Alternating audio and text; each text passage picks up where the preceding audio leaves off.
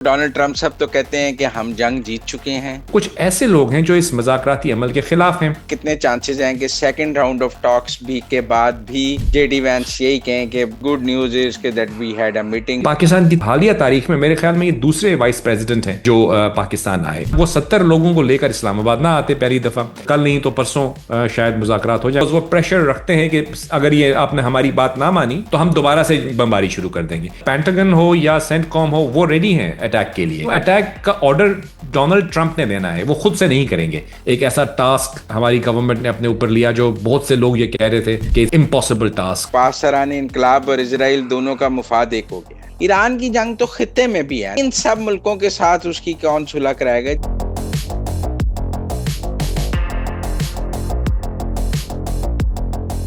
अस्सलाम वालेकुम नाजरीन, मुजम्मिल सरवरदी के ऑफिशियल यूट्यूब चैनल के साथ मैं हूं मुजम्मिल सरवरदी। उम्मीद है आप खैरियत से होंगे। नाज़रीन, मेरे साथ मौजूद हैं साबिक सफ़ीर जावेद मलिक साहब। डिप्लोमेसी में इनका एक शानदार कैरियर है। सफारतकारी के रमूज बहुत अंदर से और बाहर से जानते हैं और डिप्लोमेसी को डी कोड करना भी जानते हैं। तो हमने कहा जरा इस वक्त की डिप्लोमेसी इनसे डी कोड कराते हैं। अस्सलाम वालेकुम जावेद मलिक साहब। वालेकुम अस्सलाम सरवर्दी साहब, it is always a pleasure to see you and to be in your show. Malik साहब, वो डोनाल्ड ट्रंप साहब तो कहते हैं कि हम जंग जीत चुके हैं, सीज फायर में तोसी नहीं करना चाहता, हम फौजी कार्रवाई के लिए तैयार हैं और अभी तक ईरानियों ने आने को कंफर्म नहीं किया। क्या समझूं मैं इसको।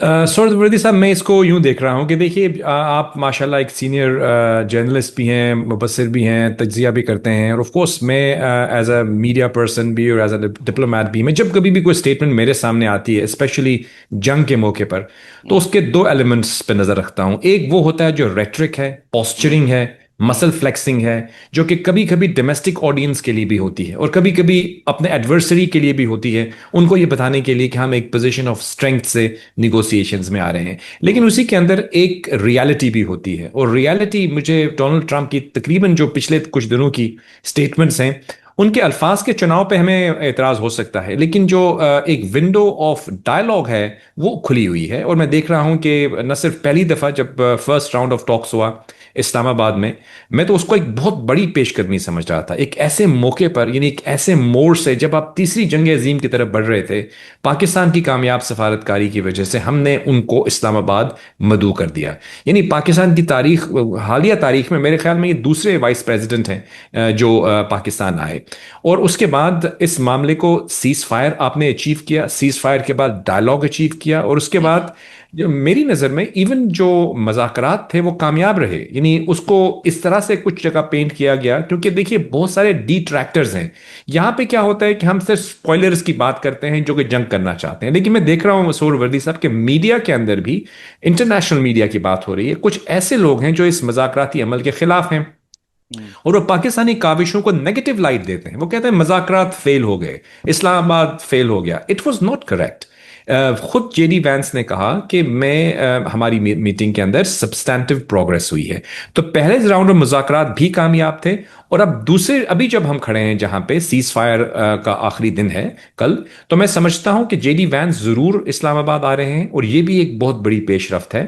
रहा सवाल ईरानी साइड का, तो वो भी वही रेट्रिक और पॉस्चरिंग कर रहे हैं। उनके लिए ज्यादा जरूरी है मेरी नजर में पॉस्चरिंग और मसल फ्लेक्सिंग, और ये बताना कि जी हम जो है बहुत पोजीशन ऑफ स्ट्रेंथ से हैं, हमने जो है वो एक सुपर पावर का मुकाबला किया है, और हम जो है बहुत पोजीशन ऑफ स्ट्रेंथ से जाके अपनी टर्म्स के ऊपर उनसे बात करना चाहते हैं। तो ये वो डोमेस्टिक ऑडियंस को बता रहे हैं, उस अपने सपोर्ट ग्रुप को बता रहे हैं, जो कि उनके लिए चाहे वो आईआरजीसी हो या जो भी हो, लेकिन असल में वो भी चाहते हैं कि इस मसले का हल निकले, वरना वो 70 लोगों को लेकर इस्लामाबाद ना आते पहली दफा। इस दफा भाई वो कह तो रहे हैं, ऑफिशियल स्टेटमेंट यही है कि हम नहीं आएंगे, लेकिन मुझे बहुत ताज्जुब होगा मुजम्मिल भाई, ये देखते हुए कि वो ये जानते हैं कि पाकिस्तान इस वक्त दुनिया में एक वाहिद मुल्क है जो उनके साथ इस मसले को हल करने में उनकी मदद करने की कोशिश कर रहा है। और हमारे फील्ड मार्शल साहब जो हैं वो एक दिन के लिए गए थे, बेचारे 2-3 दिन वहां बैठे रहे। हालांकि बहुत उनको एडवाइस भी थी, कि थ्रेट्स भी थी, लेकिन वो कितनी सिंसेरली एफर्ट कर रहे हैं। तो जहां तक मैं जानता हूं, ईरानी लोगों को ऑफ कोर्स उनकी एक रवायतें भी हैं, वो इस हॉस्पिटैलिटी को, इस काविशों को नजरअंदाज करके आई ना इस्लामाबाद। मुझे नहीं लगता है, बी शॉक्ड अगर ऐसा होगा, तो मुझे तो यकीन है कि वो आएंगे। अच्छा, वो भी आएंगे और आप समझते हैं जेडी वैंस भी आएंगे। जी, और मेरी वो आपको आएंगे।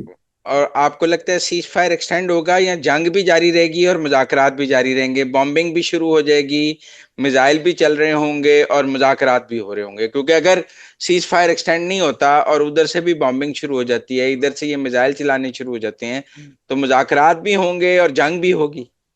जी, मुझे लगता है कि देखिए सीज फायर जो है ना वो भी एक प्रेशर टैक्टिक है। जैसे कि आपनाए हुर्मुज जो जंग से पहले खुली हुई थी उसको बंद कर दिया, फिर पहले ईरान ने उसको किया, फिर अमेरिका ने किया, उसको भी वो प्रेशर को एग्जर्ट करने का एक तरीका है। सीज फायर को भी एक्सटेंड कर देना मेरी नज़र में कोई इतना बड़ा मसला नहीं है। दोनों पार्टीज ये समझती हैं कि जंग का कोई फायदा नहीं है। हमने देखा है कि ईरान की बहुत तबाही हुई है इस जंग से, वो नहीं चाहेंगे उनके ऊपर दोबारा बमबारी हो। इस तरह अमेरिका जो है उसको भी ऑफ कोर्स एक फाइनेंशियल कॉस्ट तो है उनके ऊपर इन बमबारी करने की, और एक उनके डोमेस्टिक ऑडियंस जो है वो भी इस जंग के फेवर में नहीं है, तो वो भी नहीं चाहेंगे कि ये दोबारा से जंग की तरफ जाएं। कोई एक आध इधर उधर मिसाइल चला दिया वो अलग बात है, लेकिन मुझे नहीं लगता वो भी होगा। बट वो इस सीज फायर को सरे दस जो है वो सस्पेंड नहीं करना चाहते, बिकॉज वो चाहते हैं सबसे पहले कि ये मजाकराती अमल के जरिए इस मसले का जो कोर इशू है वो एड्रेस हो जाए। अगर वो एड्रेस हो जाता है, आपना हुर्मुस हो, सीज फायर हो, ब्लॉकेड हो, ये तमाम चीजें ऑटोमेटिकली सेटल हो जाएंगी मेरी नजर में। नहीं तो फिर आपके ख्याल में अगर सीज फायर एक्सटेंड ना भी हुआ तो ये कोई बड़ी बात नहीं है, मुज़ाकरात फिर भी हो सकते हैं? नहीं, मैं ये समझता हूं कि सीज फायर एक्सटेंड होना कोई मसला नहीं है, वो हो जाएगा। मैं सिर्फ ये कह रहा हूं कि वो कह नहीं रहे हैं इस चीज को because they want to maintain a kind of a pressure. Because वो प्रेशर रखते हैं कि अगर ये आपने हमारी बात ना मानी अमेरिका की तरफ से, तो हम दोबारा से बमबारी शुरू कर देंगे। मुझे नहीं लगता वो करेंगे, बिकॉज ऑब्वियसली उनके इंटरेस्ट में भी नहीं है। वो भी चाहते हैं इस मसले का हल तलाश करें, वरना आप खुद सोचिए Muzammil, why will they travel half the world to hmm. Islamabad अगर उन्होंने बमबारी ही करनी है, तो वो तो वहां से बैठ के भी बमबारी कर सकते हैं। नहीं, पर आप देखें ना, chairman of the joint chiefs general Dan Caine जो है वो कहते हैं we ready ready to resume major combat against Iran in a moment's notice. Absolutely. मैं आपको बताऊं कि अभी मेरी इंफॉर्मेशन के मुताबिक जो मैंने इंटरनेशनल मीडिया में भी और कुछ वेल इन्फॉर्म्ड साथियों से बात हुई है, वो ये कह रहे हैं कि 3 पोजीशंस जो हैं वो उन्होंने रखी हैं सामने उनके, जिसमें पेंटागन जो है वो यही कहता है, सेंटकॉम ने भी यही कहा है कि देखिए वी आर रेडी। उन हमने हमने तमाम टारगेट्स लॉक किए हुए हैं, यानी हमारी नजर उन तमाम टारगेट्स पे है, हमें सिर्फ ऑर्डर चाहिए and we will fire. Like वो ये कह रहे हैं और ये फैक्ट है। मतलब पेंटागन हो या सेंटकॉम हो वो रेडी हैं अटैक के लिए, लेकिन वो अटैक का ऑर्डर डोनाल्ड ट्रंप ने देना है, वो खुद से नहीं करेंगे। सो उन्होंने जो कहा है वो ये कहा है कि अगर हमें ऑर्डर मिलता है तो we are ready, we just ready. हमने टारगेट्स को अगर अच्छा, लेकिन मैं ये कहूं आपको कि यहां पे भी एक ट्विस्ट जरूर है। जो स्टेटमेंट डोनाल्ड ट्रंप ने दी थी कि मैं ब्रिजेस को और उनके जो सिविलियन पावर आर्किटेक्ट, प्लांट्स को। पावर प्लांट्स को, सिविलियन क्रिटिकल जो इंफ्रास्ट्रक्चर है उसको उड़ाऊंगा, मेरा ख्याल है वो नहीं होगा। क्योंकि देखिए वो एक तरह से वॉर क्राइम्स के आ जाते हैं सिलसिले, उसमें बहुत सारी कॉम्प्लिकेशन है, वो भी रेट्रिक ही है मेरे ख्याल में। तो जिन टारगेट्स का ये जिक्र कर रहे हैं ये मिलिट्री टारगेट्स हैं। पेंटागन जो है वो ये समझता है, देखिए प्रेसिडेंट ट्रंप एंड अमेरिका, अभी तो वो उसके प्रेसिडेंट हैं, लेकिन यूनाइटेड स्टेट्स ऑफ अमेरिका की जो आर्मी है, उनकी जो मिलिट्री इस्टेब्लिशमेंट है, उसका एक अपना रोल है और वो अपने तौर पर प्रेसिडेंट ट्रंप के जाने के बाद भी इंटैक्ट रहेगी। तो उन्होंने वो ऐसी कोई चीज नहीं करना चाहेंगे जो कल उनको उनके लिए एक इंटरनेशनल लॉ की वायलेशन में समझा शुमार किया जाए, स्पेशली वॉर क्राइम्स में आ जाए। तो इस हवाले से मुझे लगता है कि वो सिविलियन इंफ्रास्ट्रक्चर वाली बात भी एक रेट्रिक ही है, एक ब्रवाडो है। ऐसा नहीं होता हुए मैं देख रहा। वो और जो अगर करते भी हैं तो वो सिर्फ उनको ही टारगेट करेंगे जो मिलिट्री टारगेट है। लेकिन ये उस सूरत में है कि अगर मजाकरात ब्रेक डाउन हो जाते हैं तो again they want to come in for the dialogue, primary interest उनका वही है, लेकिन वो एक पोजीशन ऑफ स्ट्रेंथ से आना चाहते हैं ताकि दूसरी साइड को ऑफ कोर्स ये लगे कि आप जो ऑयल इंफ्रास्ट्रक्चर है वो भी वॉर क्राइम है, उसको तबाह करना भी? किसी किस्म का जो सिविलियन टारगेट है जी, मेरी नज़र में वो इसी चीज़ में शामिल होता है कि ऑब्वियसली आप जब जंग करते हैं तो आपका पर्पस यही होता है कि आप अपने अपोजिंग साइड की जो कैपेबिलिटी टू अटैक यू है वो ख़त्म कर दें, आप उनको मिलिटरली सबड्यू करें ताकि आप उसको एक कॉन्कर कर सकें या वट एवर। उनके सिविलियन इंफ्रास्ट्रक्चर पर टारगेट करना I don't think is acceptable under any circumstances, चाहे वो उनके किसी किस्म के प्लांट्स हों, ब्रिजेस हों, रोड्स हों, अनलेस ऑफ कोर्स ये प्रूव कर सकें कि वो ब्रिज जो है उसके ऊपर से मिलिट्री यूजेज हो रही है। अच्छा, एक एक और दिलचस्प तजिया किसी ने मुझे दिया, मैं आपसे, चूंकि आप जर्नलिस्ट भी रहे हैं तो जी। एनालिसिस भी करते हैं और एम्बेसडर भी रहे हैं तो डिप्लोमेसी भी जानते हैं, यूर यूनिक पर्सनालिटी। तो I am a student of diplomacy and journalism, यूं कह जी, लीजिए। जी। वो कहते हैं कि इस वक्त जंग के हामी दो दो लोग, जंग के हामी फैक्टर्स हैं, एक इजराइल और एक पाकिस्तान इनकलाब। तो एक यूनिक कॉम्बिनेशन है कि पाकिस्तान इनकलाब और इजराइल दोनों का मुफाद एक हो गया है। देखिए, ये आपकी जो बात है ना, ये आप कह रहे हैं, यकीनन इसमें सब्सटेंस है, और ये एक ऐसी थीसिस है जो कि बहुत जगहों पे डिबेट की जा रही है। बिकॉज देखें, कुछ लोग तो ऐसे हैं जो कि किसी हद तक पार्शल हैं, यानी उनका कोई बायस एक तरफ या दूसरी तरफ है। लेकिन कुछ लोग ऐसे हैं, या वो कुछ लोग कोशिश करते हैं, मेरी भी कोशिश होती है कि मैं एक न्यूट्रल परस्पेक्टिव रखूं सामने, फैक्ट्स पे बेस्ड, डेटा बैक्ड आर्ग्यूमेंट हो, ताकि कल अगर कोई उसको चैलेंज करे तो हम उसको डेटा दिखा सकें, देखिए ये डेटा है।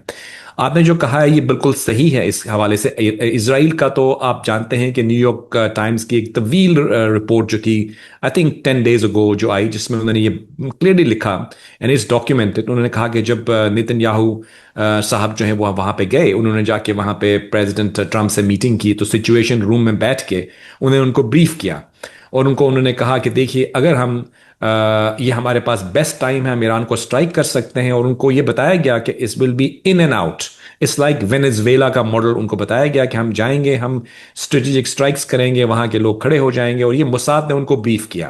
हम्म। लेकिन उस वक्त भी जो मार्को रूबियो थे, जेडी वैंस से, उन्होंने इस चीज से एग्री नहीं किया। इसीलिए आप देख रहे हैं कि इस वक्त मार्को रूबियो कहीं नजर नहीं आ रहे आपको। बहुत से लोग अमेरिका में ये सवाल उठा रहे हैं कि सेक्रेटरी ऑफ स्टेट, यानी आपके फॉरेन मिनिस्टर जो हैं, जो हमारे यहाँ तो फॉरेन मिनिस्टर एक्टिव है ना, तो हम्म। अमेरिका के फॉरेन मिनिस्टर कहाँ हैं? वो तो नजर नहीं आ रहे आपको कहीं पे भी। और वहां पे एक और यूनिक चीज है, उनके foreign minister national security adviser भी हैं, तो वो भी नहीं है। Marco Rubio is not in this discussion. JD Vance हैं, जैरेड कुशनर हैं, और स्टीव विटकॉफ हैं। तो देखिए, ये चीज तो बिल्कुल सही है कि इसराइल ने उनको ये जो ब्रीफ किया, और उनको ये लगा कि वो सही कह रहे हैं कि कुछ दिनों में हम वहां जाएंगे, वहां पे अपराइजिंग हो जाएगी, रिजीम चेंज होगी, and we can be out of it very quickly. ईरानी ईरानी लोग जो हैं वो बहुत तंग आ चुके हैं, प्रोटेस्ट कर रहे हैं, और you know they will be a new government, what ever, जो भी एक नई सेटअप वहां पे बन जाएगी। लेकिन ऑफ कोर्स ये ऐसा हुआ नहीं है। तो अब ये हुआ नहीं है, तो इसके पीछे हम किसी वक्त किसी और प्रोग्राम में बात कर लेंगे। लेकिन बिल्कुल ऐसे ही जो पासदारा ने इनकलाब या IRGC है, देखिए ईरान का जो पावर स्ट्रक्चर है, उसकी कॉम्पोजिशन कुछ यूनिक है। वहाँ पे ऑब्वियसली गबेलॉफ जो हमारे ये स्पीकर हैं, और ये मसूद पिशकियान साहब प्रेसिडेंट, और इसके साथ साथ जो हैं आपके फॉरेन मिनिस्टर, वो तो बिल्कुल सामने हैं मज़ाकरात में। लेकिन असल पावर जो है, it resides with the IRGC। Now IRGC जो है वो क्या चाहती है, उसका तमाम जो मेकअप है, मेंटल मेकअप है, स्ट्रेटेजिक मेकअप है, they are defined in their strategy. तो ऑब्वियसली किसी हद तक लोग ये समझते हैं कि उनके अंदर भी दो आरा पाई जाती हैं। कुछ लोग ये समझते हैं कि ईरान के अंदर भी एक थॉट जन्म ले रही है कि देखिए, 50 साल से हम लोग जंग की हालत में हैं, हमारे पास तेल है, ज़खायर है, हुनरमंद लोग हैं, अगर हम अपनी स्ट्रैटेजी को चेंज करते हैं तो we can be part of the world community. यानी हम अपने सैंक्शंस को लिफ्ट कर लें, इकोनॉमिकली अपने आप को स्ट्रॉन्ग करें, तेल की एक्सपोर्ट्स कर सकें, असासे जो हमारे मुंजमद पड़े हैं दुनिया में उनको हम रिलीज करवा सकें। तो एक एक रास्ता तो ये है जिसमें प्रोग्रेस एंड प्रॉस्पेरिटी की तरफ जा सकते हैं वो। दूसरा रास्ता जंग का है। अब जंग के रास्ते में डिस्ट्रक्शन ही है मेरी नजर में, और तो कुछ नहीं है। हम्म। तो आप यू स्टिल फील के ईरानियंस आएंगे? जी, I am very sure that वो आएंगे। बिकॉज देखिए, ऑब्वियसली मैं कोई I don't have a crystal ball, मैं कोई प्रिडिक्ट तो नहीं कर पाता, लेकिन जो मेरी असेसमेंट है मुजम्मिल भाई, वो यही है कि देखिए, इतनी एफर्ट अगर पाकिस्तान कर रहा है, फील्ड मार्शल साहब भी इतनी एफर्ट कर रहे हैं उनकी लीडरशिप के साथ, तो ये थोड़ा सा अजीब लगेगा ना कि वो आपकी एफर्ट्स को बिल्कुल रिस्क, और प्लस अमेरिकन वहां से चल के आ जाएं और ये लोग ना आए, तो फिर तो ये लगेगा कि they are not serious in any kind of negotiation. फिर तो मुझे नहीं लगता ऐसा होगा। I think even the Iranian people do want to solve this problem. Of course उनके कुछ, जैसे अमेरिका के रेड लाइंस हैं, उनके भी कुछ होंगे, बट वो, मुझे लगता है कि वो फ्रेमवर्क ऑफ एग्रीमेंट जो है वो कहीं ना कहीं से नजर आएगा। वरना जो उनके फॉरेन मिनिस्टर थे वो ये ना कहते कि we were inches away from an agreement. उन्होंने तो कहा था इस्लामाबाद MOU, या इस्लामाबाद अकॉर्ड कह दें आप उसको। तो ऑब्वियसली अगर वो इस करीब आ रहे थे तो कुछ तो है जो पॉसिबल है। और diplomacy is art of possibilities. I think मुझे लगता है कि वो आएंगे जी। इस बात के कितने चांसेस हैं कि सेकंड राउंड ऑफ टॉक्स भी के बाद भी जेडी वैंस यही कहें कि द गुड न्यूज इज के that we had a meeting and the bad news is के that we don't have an agreement? इसके कितने परसेंट चांस हैं? हो सकता है ऐसा भी हो, लेकिन मैं उसको भी मुस्बत कहूंगा, क्योंकि देखिए ये भी हो सकता है कि वो जो उन, लेकिन मुझे लगता नहीं है कि ऐसा होना चाहिए। Obviously this is a hunch, मेरे पास कोई इंफॉर्मेशन तो नहीं है। लेकिन देखिए पहली मुलाकात, उसके बाद होने वाली बैक चैनल डिप्लोमेसी, और कुछ हम्म। बहुत सी चीजें ऐसी हैं जो मीडिया में रिपोर्ट नहीं हुई फॉर ऑब्वियस रीजंस, होनी भी नहीं चाहिए। Very sensitive issues are being discussed.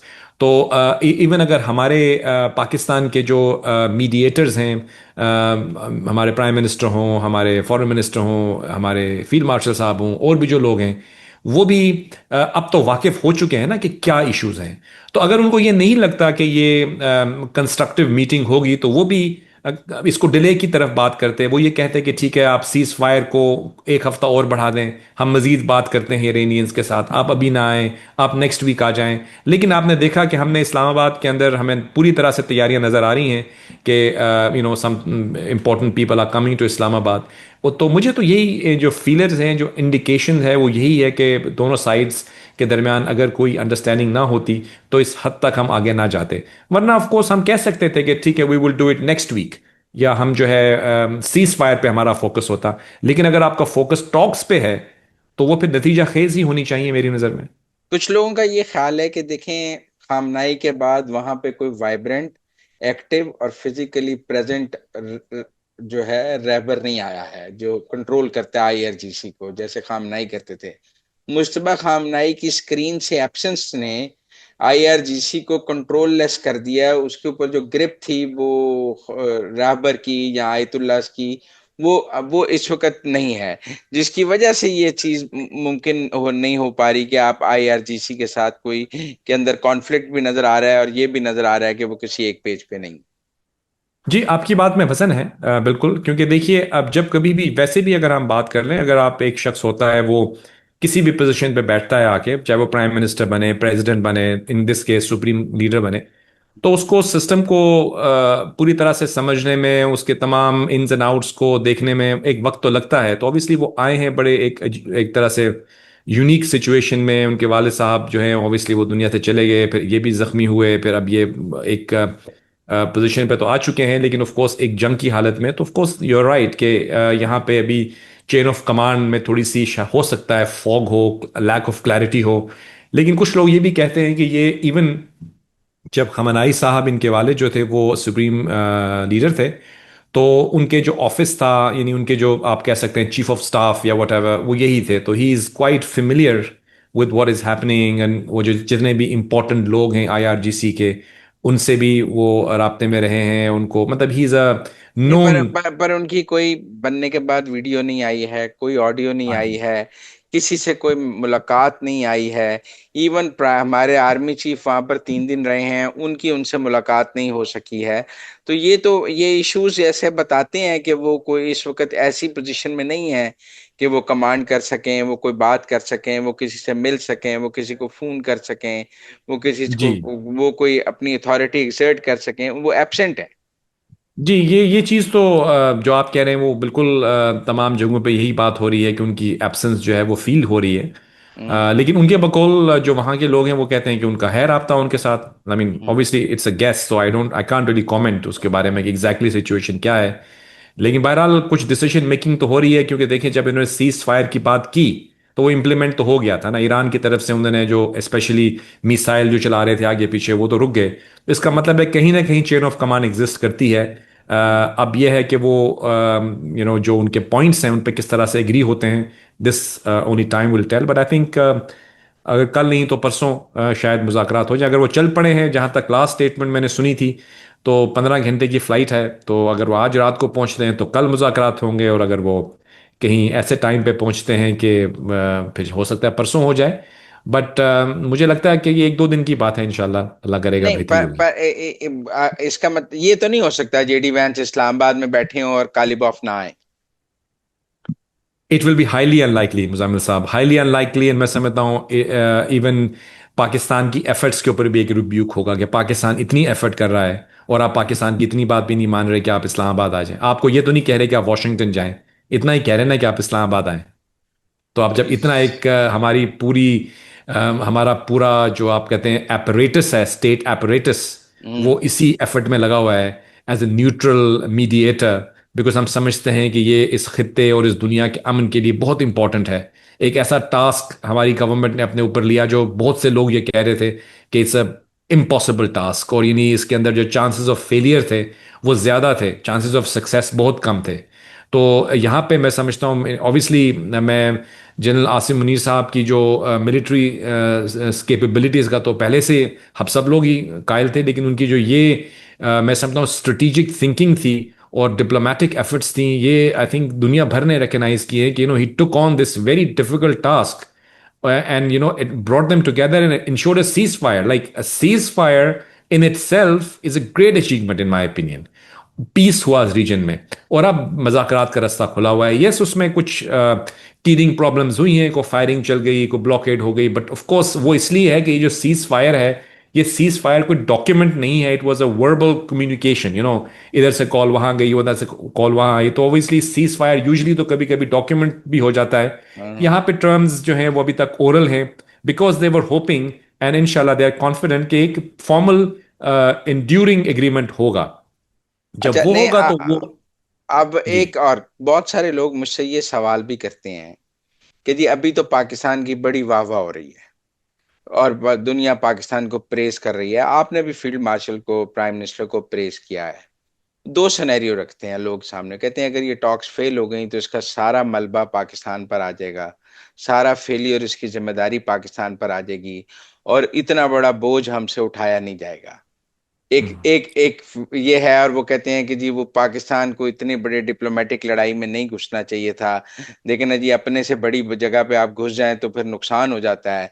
तो इट्स बियॉन्ड आवर कैपेसिटी, हमने काम किया है। तो अगर ये नाकाम, पहला राउंड में भी रिजल्ट नहीं आया, अब ये दूसरा राउंड आपको पता है तलवार की नोक पे खड़ा है, हम्म। तो फेलियर के पाकिस्तान पर क्या असरात होंगे। और कुछ लोग मुझे ये कहते हैं कि जी हमने करा भी दिया तो हमें क्या फायदा होगा, हम तो कर्जों पे ही चल रहे हैं, व्हाट टू आ सैमी बेगानी शादी में अब्दुल्ला दीवाने वाली बात है। तो ये दो नैरेटिव्स हैं मेरे पास। How do you respond to these two narratives separately? जी बिल्कुल। मुजम्मिल भाई देखिए, कुछ लोग ऐसे हैं, कुछ हमारे मुल्क में भी हैं इस तरह के हमारे दोस्त, आपके भी होंगे मेरे भी हैं, जो आप कुछ भी कर लें वो हमेशा तनकीद करेंगे।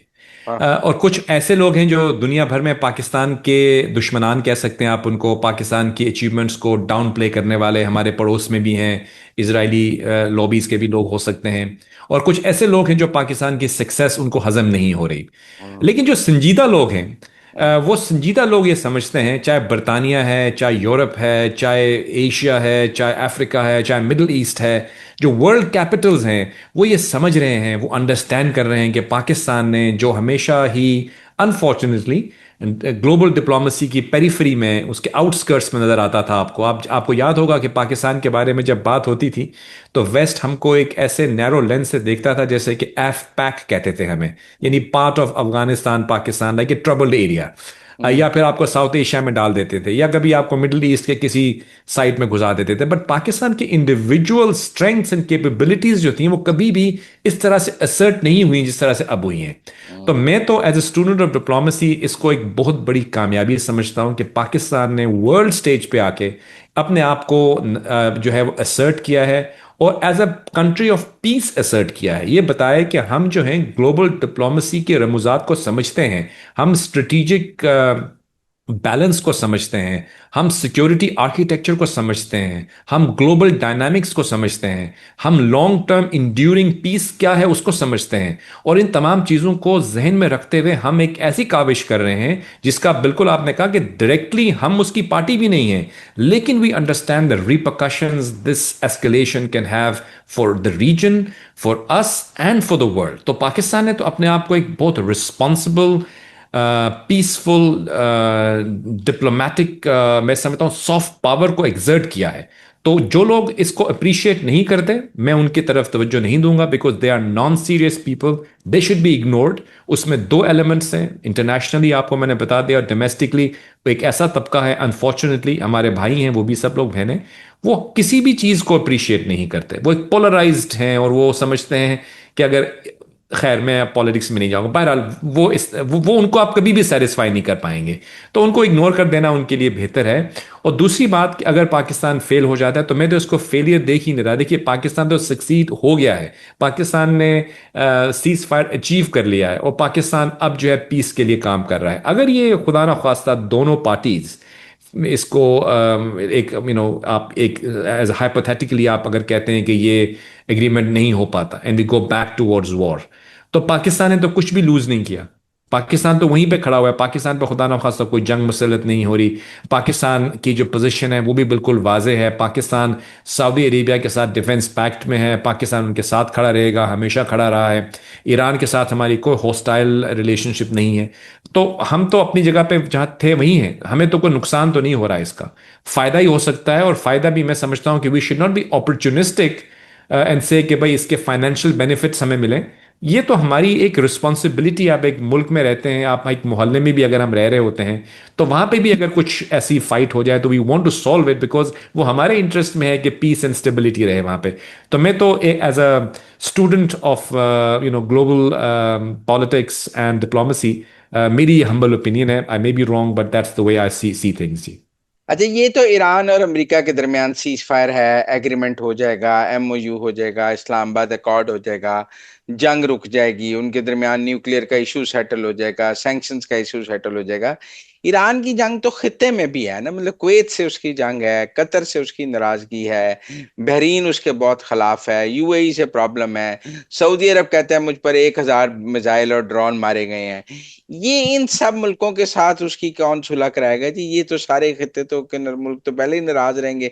खाली अमेरिका से सुलह तो काफी नहीं है, और ये तो टेबल पे मौजूद नहीं है इस वक्त, तो सिर्फ अमेरिका और ईरान बात कर रहे हैं, सुलह हो गई, अमेरिका वापस चला जाएगा, बाकी क्या होगा?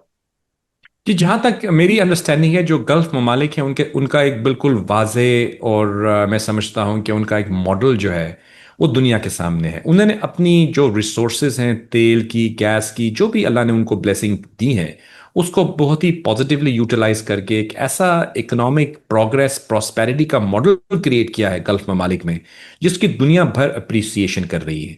आपने देखा कि 200 से ज्यादा नेशनैलिटीज के लोग अपने ममालिक को छोड़ के वहां रहते हैं जाके। क्यों रहते हैं वहां पे? बिकॉज उनको नजर आता है कि यहाँ पे उनके लिए अपॉर्चुनिटीज हैं। उनकी इकोनॉमिक प्रोग्रेस, उनकी प्रॉस्पेरिटी जो है वो उस मुल्क के अंदर अपॉर्चुनिटीज क्रिएट कर रही है। तो उनका जो टोटल फोकस है ना जनाब, वो इकोनॉमिक प्रॉस्पेरिटी डेवलपमेंट की तरफ। उनकी कोई हॉस्टाइल डिजाइंस नहीं है, वो किसी के साथ जंग नहीं चाहते, वो नहीं चाहते कि उनके साथ हॉस्टिलिटी हो। They want to focus on developing their countries. अभी सऊदी अरेबिया का आप देखें, उन्होंने एक नई सिटीज बना रहे हैं, वो फ्यूचर की बात कर रहे हैं, वो स्पेस में इन्वेस्टमेंट की बात कर रहे हैं, वो एआई की बात कर रहे हैं। वहां पर डिस्कशंस जो हैं वो जंग की नहीं होती हैं, वो सिर्फ और सिर्फ फ्यूचरिस्टिक बिजनेस की बात करते हैं। अब वहां पे आप अगर हमले करना शुरू कर दें, तो फिर तो देखने वाला यही समझता है ना कि you are jealous from their progress. आप क्यों उनको टारगेट कर रहे हैं? उन्होंने क्या आपका बिगाड़ा है? वहां पे वो अपनी वो उनका कोई हॉस्टाइल डिजाइन नहीं है। तो मैं समझता हूं कि अगर ईरान इस चीज को समझ लेता है और ये मसला हल हो जाता है, तो आई थिंक वो हॉस्टिलिटी अगर ईरान छोड़ देगा, तो I don't think that they have any issues with the people of Iran. वो इस रिजीम की जो स्ट्रेटेजी है उसके ऊपर उनको इख्तलाफ है, और उस हवाले से उनको, ईरान को थोड़ी जो है वो नज़रअसानी करनी चाहिए अपनी पॉलिसी पे। उसको कोई हक नहीं था कि वो हमला करता इन ममालिक के ऊपर, और वो गलत किया उसने, उसको कंडेम किया भी गया है, और करना भी चाहिए। मुझे लगता है कि वो अगर इस चीज़ को समझ लेंगे, तो फ्यूचर में उनके दरमियान बेहतर रिलेशनशिप हो सकती है। अच्छा, एक और थ्योरी सामने आई है, वो कहते हैं कि ये जो ब्लॉकेड लगाया है अब अमेरिका ने, ये इकोनॉमिक ब्लॉकेड है। देखे ना, ईरान की ऑयल एक्सपोर्ट जो थोड़ी बहुत थी वो खत्म हो गई, इंपोर्ट खत्म हो गई, वो शिप ईरान जाने नहीं देंगे, ईरान से शिप आने नहीं देंगे। तो ये इकोनॉमिक ब्लॉकेड जो है, ये तो इकोनॉमिक मेल्ट डाउन करेगा ईरान का, जो इस वक्त ऑलरेडी इकोनॉमिक क्राइसिस में है, जो जंग में है, उसके लिए तो बड़ा मुश्किल है इस ब्लॉकेड। तो ये ब्लॉकेड जो है, अगर 2 महीने महीना जारी भी रहता है, और हल्की फुल्की बमबारी भी जारी रहे तो वो ज्यादा डिस्ट्रक्टिव होगी ईरान के लिए। तो अमेरिका कंटिन्यू भी कर सकता है कि ये जो रजीम को गिरने का जो माहौल है वो इकोनॉमिक मेल्टडाउन से मिलेगा, अगर बमबारी से नहीं मिला तो। It's a possibility, it could be one of the thesis जो कि आप पेश कर रहे हैं। मैं समझता हूं कि जो आबना हुर्मुज को राइट ऑफ नेविगेशन है, ये इंटरनेशनल लॉ के ताल्बे इल्म की हैसियत से मैं तो ये समझता हूं कि फ्रीडम टू नेविगेट जो है वो आपका राइट है हर मुल्क का। वहाँ पे कोई वो इंटरनेशनल वाटर्स हैं, उसके बारे में जो भी रूल्स हैं वो अपनी जगह पे हैं।